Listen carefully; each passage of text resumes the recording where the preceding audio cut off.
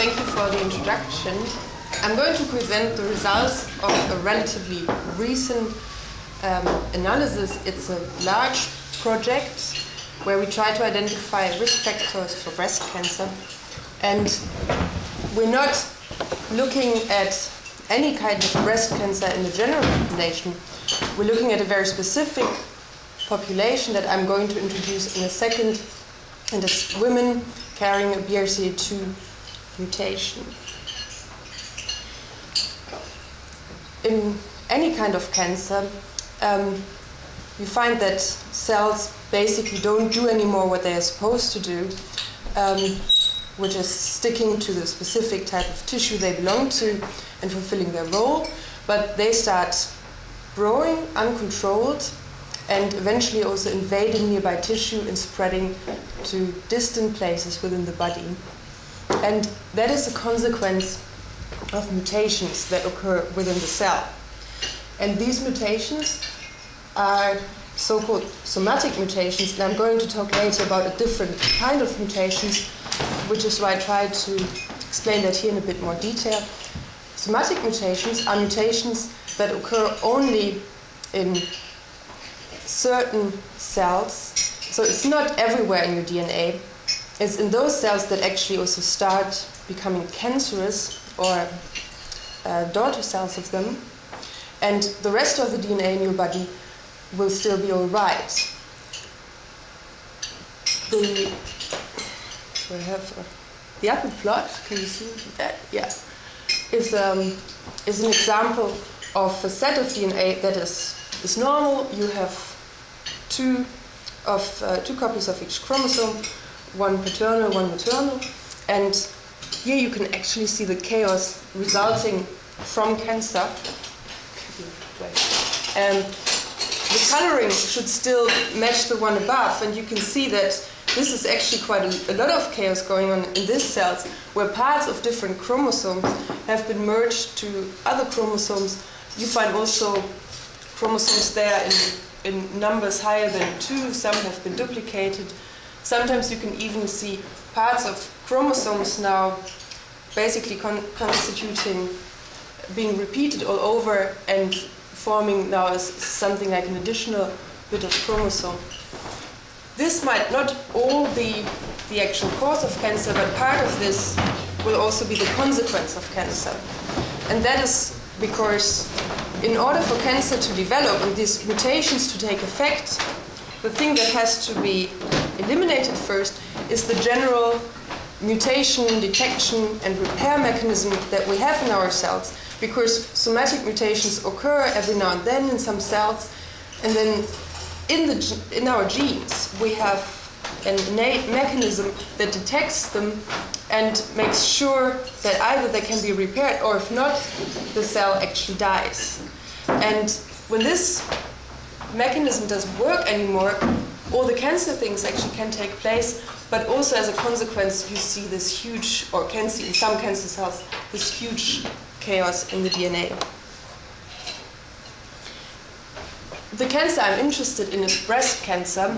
It's the most common kind of cancer in women, and breast tissue is actually quite varied, and the most common kind of cancer occurs here.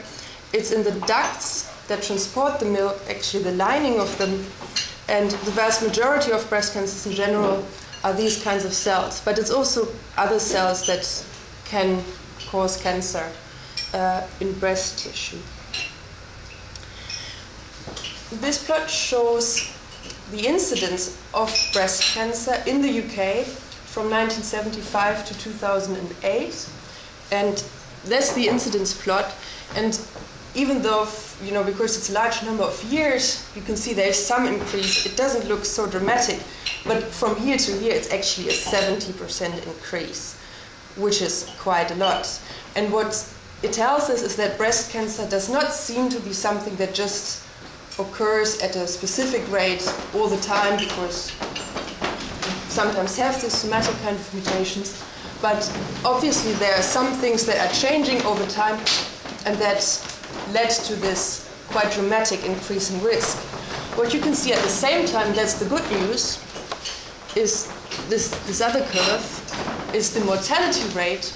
And while the incidence has increased, the mortality actually goes down. And again, it looks like a not so steep slope, but it's a 40% decrease.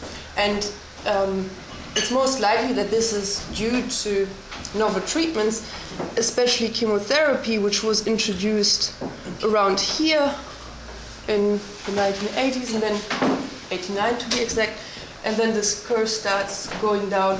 And novel treatments in the late 1990s, hormone treatments, and you see some additional decrease. We would hope that it's also partly due to the large efforts in screening that have been made in all humans, is the differences in incidence between different ethnic groups in different countries. I mentioned that breast cancer is the most common cancer, but it is particularly so in Western Europe, Australia, and America. If we look at certain parts of Africa and Asia, the incidence is much smaller. We have 20 per 1,000 as compared to something more than 80. So these large differences could be due to various factors. Some of them will be environmental, and you can see that with people, for example, Asian people moving to the United States, and within 1 or 2 generations, the breast cancer risk for them actually increases to almost a rate as high as this. And something else that's interesting in this plot is the mortality rate, and you can see that it's fairly low in Western Europeans, but whilst there's a very low incidence in Africa, you still see a relatively high mortality. So the risk factors for breast cancer that we currently know of are some environmental ones where you actually have an effect on it yourself, like obesity, but the strongest risk factor for breast cancer is family history. And so, for example, if you have a relative, like your mother or a sister that has breast cancer, your own breast cancer risk is actually twice as high as that of the general population. And this is something that we looked in more detail. This is a pedigree that is actually taken from another project of mine. So it's a real pedigree from German data where we had a lot of them. This woman came to counseling because she had breast cancer, and she had it at very early age. The breast cancer risk only, there is a significant risk only from the age of 40 onwards, and it really starts to increase at 50. She had breast cancer at the age of 35. And when she came to counseling, she mentioned that her mother had also had breast cancer at the age of 45. And moreover, she had 2 aunts, both of which had had breast cancer, and they had had breast cancer actually twice. Sometimes you can assume that this is not really a different cancer, it's just the same cancer coming back, but we're fairly sure that it is actually an independent cancer because it occurred in the other breasts. And normally the primary cancer it spreads elsewhere, but not to the other breast. And that was also comparably early in her, and you can see that this is not something you just expect by chance. So this could be explained either by shared environment, maybe they're all fairly obese, or hormone replacement therapy you wouldn't expect, but in this case in particular it's actually due to shared genes that are passed on in this family. And several breast cancer genes have already been identified, and they are quite different in terms of 2 things. One is how frequent they are. Some of them are actually very, very rare. So if you take a random sample from the population, you will have very few people who have a mutation in a specific gene.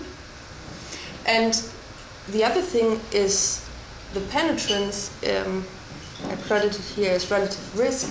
So how much do mutations in these genes actually increase your breast cancer risk? And that varies quite dramatically. For BRCA1 and BRCA2 mutation carriers, they have a very high breast cancer risk throughout their lifetime. Whilst looking at the bottom, common variants, which are something that a lot of people will have in the population, we know of some that do increase your breast cancer risk, but they do that by a tiny amount, maybe something like 10% each, most of them. And this is the difference I tried to point out earlier in terms of mutations, because these are also mutations in genes, insofar as women here have a slightly different gene in BRCA1 or BRCA2 than the general population, but they have that in every single of their cells. And that's why it's passed on from mother to daughter. The mutation happened in the germline, and it is not the one that's actually directly causing your cancer, it just makes it somewhat more likely. The women I'm interested in are those who carry a BRCA2 gene. I mentioned they are fairly rare, and that's true, but they are still common enough to find a significant number of them in most populations. It's less than 0.1% of the population who have a mutated copy of the gene, but since it is recessive, it's acting dominantly, one mutated BRCA2 gene from either mother or father will give you this dramatically increased breast cancer risk. However, if you look at the breast cancer risk estimates for these women from different studies, there is absolutely no agreement in terms of how high it actually is. This is the risk by age 70, and it varied from something 40% to 84%. And the question is again, how come? What explains these large differences? Because most of them were relatively well-controlled studies. There might be some study differences, but we believe that this is also due to some other factors, again, that increase or decrease breast cancer risk in BRCA2 mutation carriers. Knowing your risk as a carrier is really important, because there are things that can be done to prevent breast cancer. Surveillance won't really help in preventing it, but at least it can be detected early. So if someone knows she or also man he is a carrier, they will go to frequent screening, usually from something like age 30 onwards, so that at least if there's cancer, the treatment can start on as soon as possible. The other thing that can be done is prophylactic surgery. It's a relatively common measure. What they do is removing usually both breasts, and it's almost all the breast tissue, before any cancer occurs. Just because if you remove the breast, all the breast tissue around, or as much as possible, you will have a very, very low risk of breast cancer. But this is a very invasive and also psychologically impacting step to take. We also have drugs that do decrease breast cancer risk and can be taken preventatively. Chemoprevention. Most women, however, do not go for this option because of the side effects. So they'd rather lose their breasts than take hormones that will lead to things like depression, changes in weight, losing your hair. And so it's really important to know whether someone is at a risk of something like 40% or 80%, because they might or might not go for these options. And in mutation carriers, we also already know some of the risk factors. Environmental risk factors like diet or parity, we know play a relatively moderate role. Mutation location, so where in this gene the mutation exactly is, plays quite a large role, especially for certain parts, and there's one region leading to a high increase in ovarian cancer as well. But what we're looking at are the genetic variants. And I'm trying not to go into too much detail about what kind of genetic variants these are, but differences in our genome are manifested in very different ways. And the most simple way is actually just changing one tiny bit of the genetic code, which consists of 4 different kinds of nucleotides. And in large genetic studies, as we do them, commonly the kind of difference you look at is just one change, like this one. This is what most people might have, and then you find someone who has also one A like all the rest, but maybe from their mother or their father they got a C instead of an A at this one particular point. And this kind of genetic variation we call SNP. So when I'm talking about SNPs, I'm actually talking about changes in the genetic code. And we did quite a few studies previously where we looked at one particular SNP. Those SNPs were identified as breast cancer susceptibility SNPs in the general population, and we thought since they increase or decrease risk there, they might as well do so in BRCA2 mutation carriers. And this forest plot shows how much each of these SNPs increased or, on this side, decreased risk. One would be no change at all, and for most of them we found some kind of effect, and actually this plot looks very similar to what we saw in the general population. So we did find a similar pattern, and where we actually did not find a significant effect, which is the gray ones, this might just be due to our small sample size, because BRCA2 mutation carriers are not as common, so we will not have as much statistical power to detect these effects as they have in the very large breast cancer case control studies for the general population. So what this project is all about is trying to identify more genetic modifiers of risk, because all of the before together explain only about 6.4% of the genetic variability, which is ridiculously small. So we think there might be a lot more of these SNPs or some kind of changes in the genome out there that affect breast cancer risk in carriers. And this attempt was to do it much more systematically. So the previous studies only looked at one specific SNP that had already been in some way associated with breast cancer.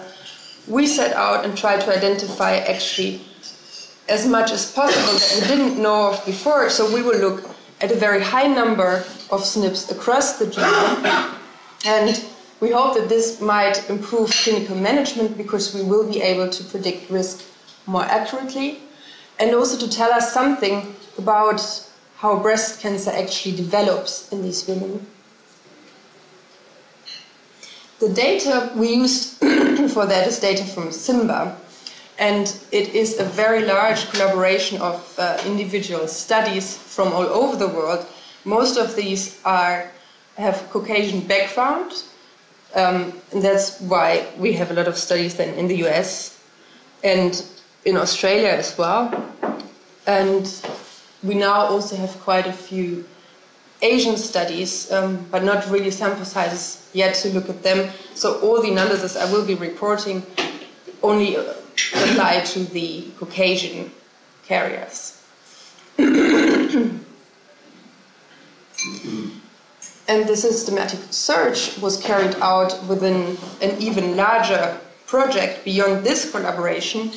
It's the COGS Project, and it's called the Collaboration of Collaborators. It's several cancer consortia working together from different cancers to try and identify risk factors for cancer that might be overlapping or specific to different disease. So we sat together, tried to get enough money to do that, and created a genotyping chip that looks at a high number of SNPs where we think these might be more likely than just any kind of random genetic variation to be associated with breast cancer. And on this large chip, those that we could actually nominate because we think they might in some way be more likely to be associated with breast cancer BRCA2 carriers was just 19%, and only half of these for BRCA2, the other group is BRCA1. So overall, nominated through our group were 18,000 SNPs, and we're not going to go into too much detail about this, but we spent more than half a year cleaning this data and trying to avoid any kind of bias that we might have, and make sure that the accuracy of the genotypes as well as the samples is very high. This is one example where we try to exclude those individuals who are not actually Caucasian, because if you mix that up, you might actually find effects that are not really there, but that are just due to differences in ethnic groups. And we could do that with all the genotyping material. It was quite nice. You can actually plot ethnic groups. So for the blue points here, we knew they are Caucasians, and anything close to them will be Caucasian as well.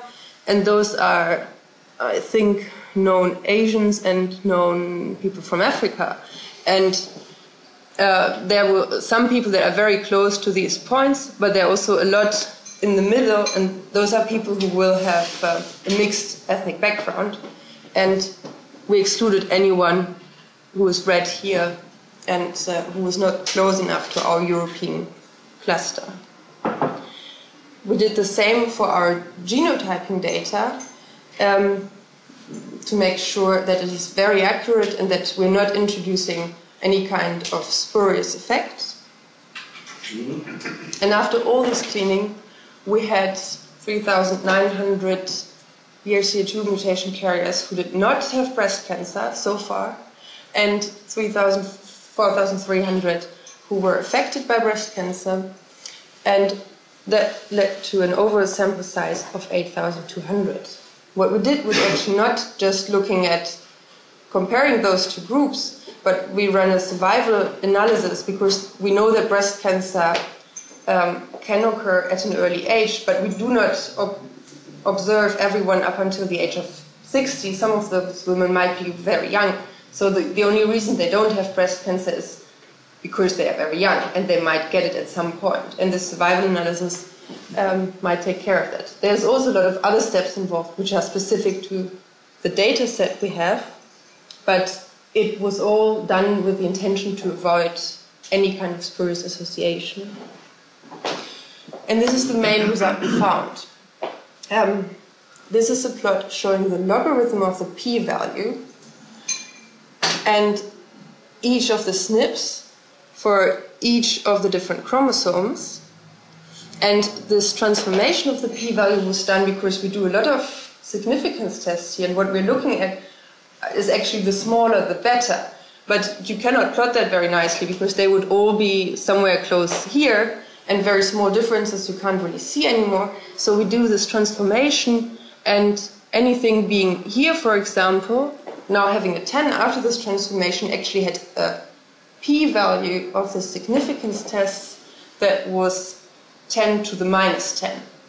So these are very small p-values we see for these SNPs, but FGFR2 and TOX3 were on the list that I presented earlier of genes that have already been associated with breast cancer risk in BRCA2 mutation carriers previously.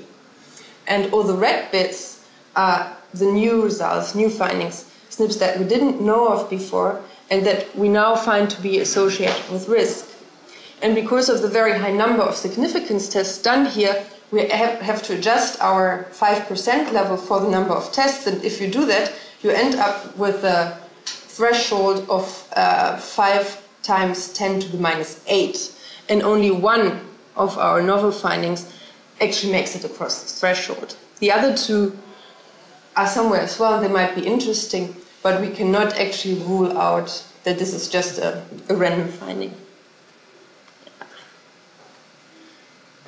And this is the novel SNP that made it across the significance threshold set out.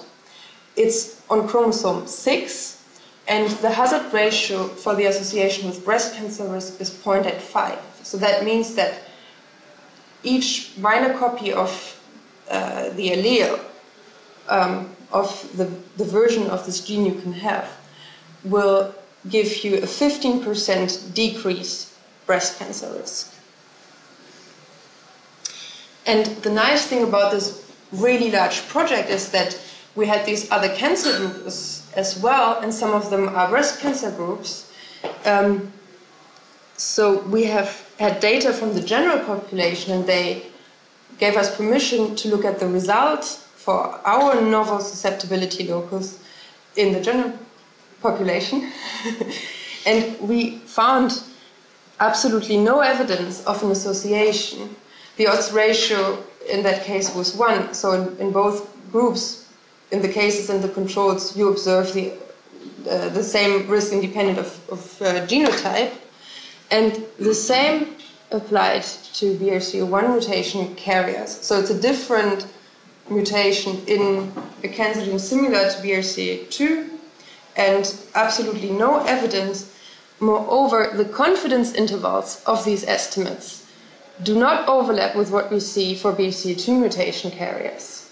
So we can rule out associations of similar magnitude, even if, I don't know, they might even need a higher sample size to detect something, despite their 100,000 probons they are analyzing right now.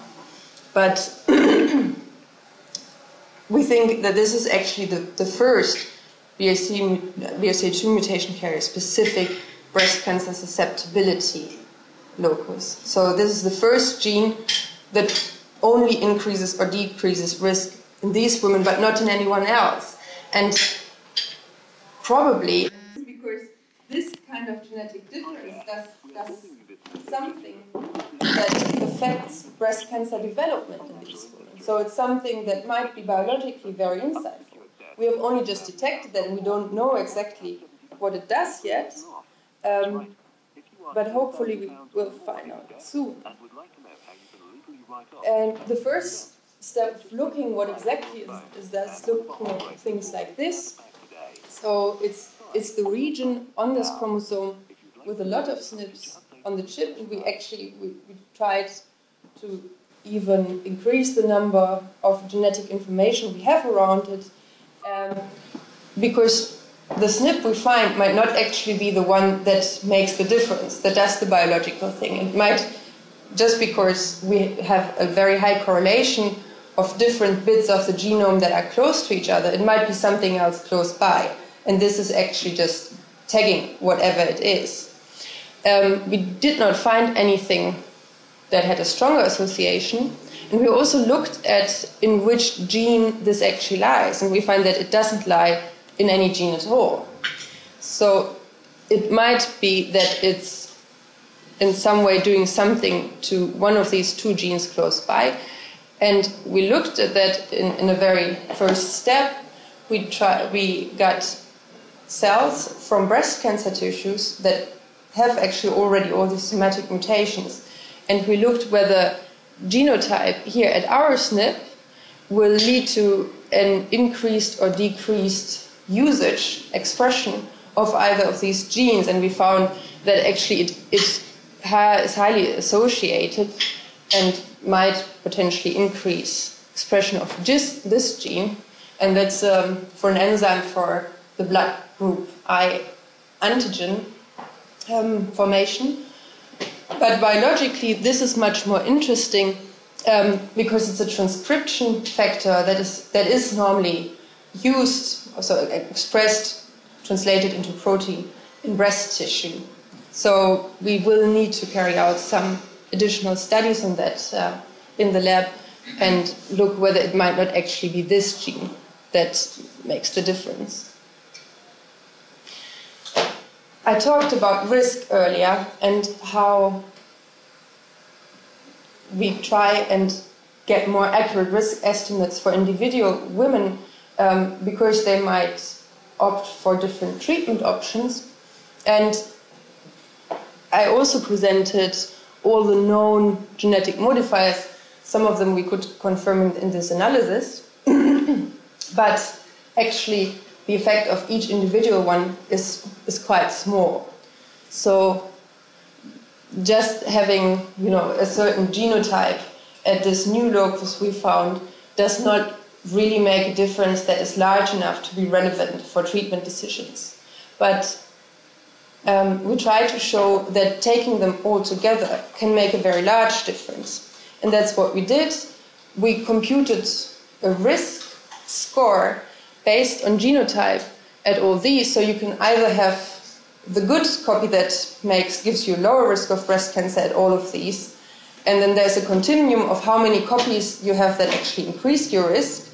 And those with basically no risk increasing copy are at the bottom of this here. This is across age. And those with all the bad copies are at the top. And now hardly anyone will have all the bad or all the good copies.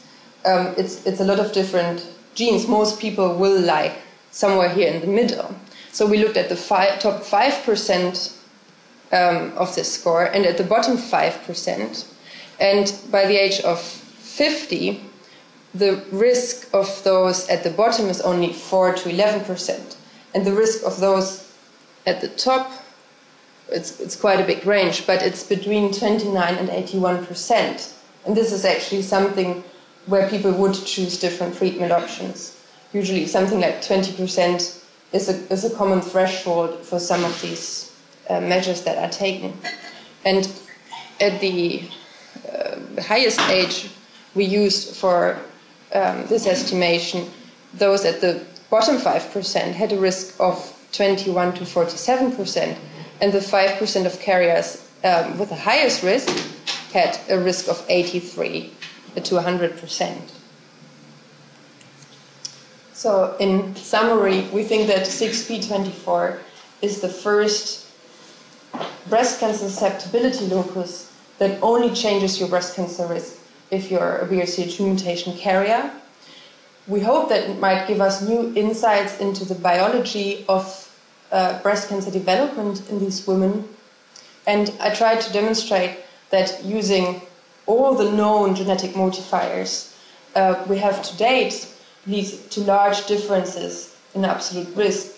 And this might already now be relevant to clinical practice. As I mentioned, this was a very large collaborative effort, and there are a lot of people who worked on this with me, in particular Mia Goudet and Kenneth Offit in the States. And this is the whole CIMA consortium, so it's representative of most of the studies. And it's quite a large group. And without the data from every one of them, from all of these countries, studies like this would not be possible, and we would not be able to identify any genetic risk factors for BRCA2 mutation carriers because of the small effect they have. So I'm highly grateful to each and every one of them. Thank you very much.